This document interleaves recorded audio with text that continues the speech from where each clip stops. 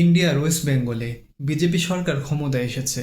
কুরবানি ঈদের ঠিক আগ মুহূর্তে গরুসহ বিভিন্ন গবাদি পশু জবাইয়ে নিষেধাজ্ঞা আরোপ করেছে সরকার। প্রশ্ন হচ্ছে, কেন এই নিষেধাজ্ঞা? এর পিছনে মূলত রয়েছে রাজনৈতিক উদ্দেশ্য।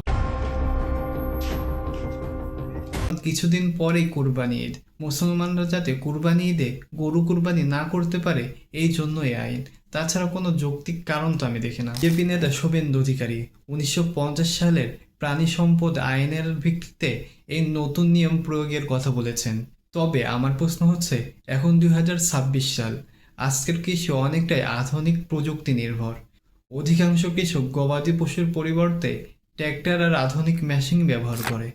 এক কথায় বলা যায়, বিজেপি এই আইন শুধু প্রাণী সম্পদ রক্ষার জন্য করেনি, বরং মুসলমানদের ধর্মীয় উৎসব পালনে বাধা প্রদান করার এক রাজনৈতিক হাতিয়ার। আপনি কি মনে করেন? কমেন্ট বক্সে জানান।